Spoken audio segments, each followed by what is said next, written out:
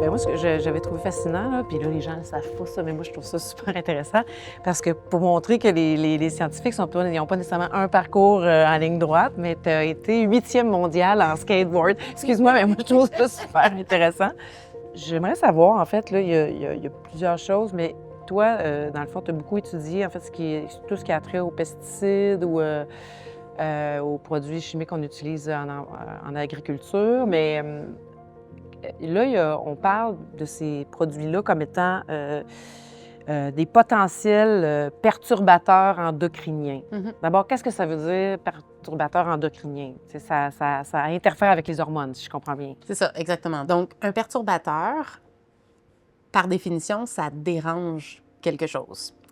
Endocrinien, c'est un système. En fait, dans notre corps, on a des glandes, comme les ovaires, comme les testicules, comme la thyroïde, qui sécrètent des hormones, donc estrogène, testostérone. Ce sont des petits messagers chimiques qui doivent voyager dans le corps et aller sur des récepteurs où ils vont enclencher la régulation de toutes sortes d'activités, que ce soit le sommeil, la reproduction, la digestion, tout est influencé par des hormones. L'humeur aussi? L'humeur, tout est réglé par des hormones dans notre corps. Puis les hormones sont présentes dans des quantités infinitésimales, là. C'est des tout petites quantités, là, tu sais, une goutte d'eau dans une piscine olympique, puis ça va déclencher un changement.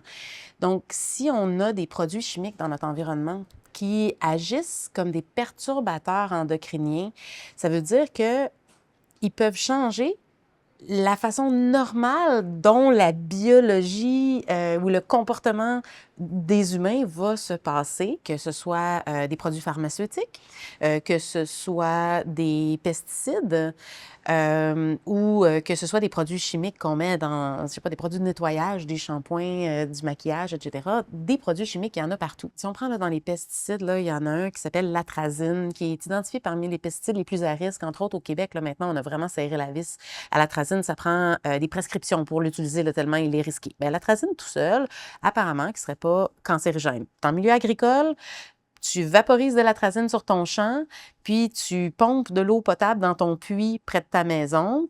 Et là, dans le puits, il y avait en même temps de l'atrazine et des nitrates. Et puis, il y avoir une réaction chimique qui va former un autre sous-produit qui s'appelle des nitrosoatrazines.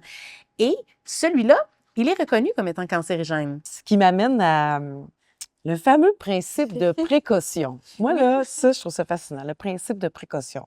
Parce que tu dis justement que, dans le fond, c'est un peu à l'industrie de prouver que c'est bon, mais c'est un peu aux citoyens de prouver que c'est mal, dans le sens qu'il y a des préjudices ou qu'il y a un problème. Parce que le principe de précaution, ce qu'il veut, c'est de dire, si on a des doutes raisonnables qu'un produit pourrait représenter une toxicité, on serait mieux d'éviter de l'utiliser. Puis malheureusement, au Canada puis dans d'autres nations, on a souvent le réflexe d'autoriser plus que moins et qu'il y a plein de produits qui sont disponibles sur le marché.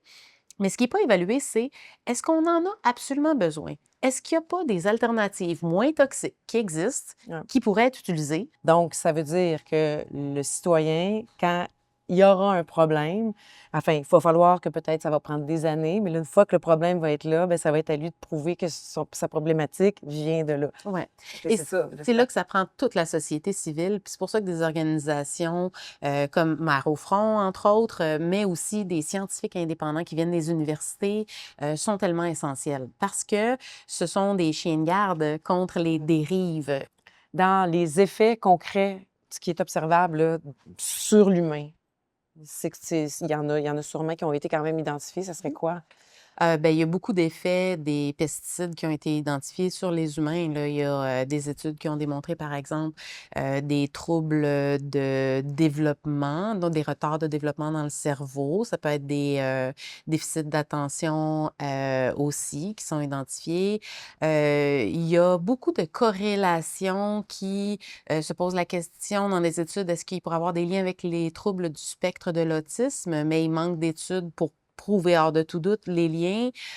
Du côté de maladies comme celle de Parkinson, là, les liens ont été prouvés hors de tout doute, puis c'est maintenant reconnu comme des maladies professionnelles chez les agriculteurs. On observe chez les humains une baisse de fertilité, en particulier chez l'homme. Et là, il y a des pesticides qui ont été identifiés comme ayant un rôle, malheureusement, sur la production, l'abondance et la motilité des spermatozoïdes. Ce qui presse, mettons, là, si on voulait monter aux barricades là, pour une ou deux raisons, là, ce serait quoi? Ce serait sur quels enjeux le citoyen pourrait dire « Hey, là, ça, faut s'intéresser à ça pour que ça bouge. » S'il y avait un coup sur lequel cogner, ça serait une meilleure application du principe de précaution.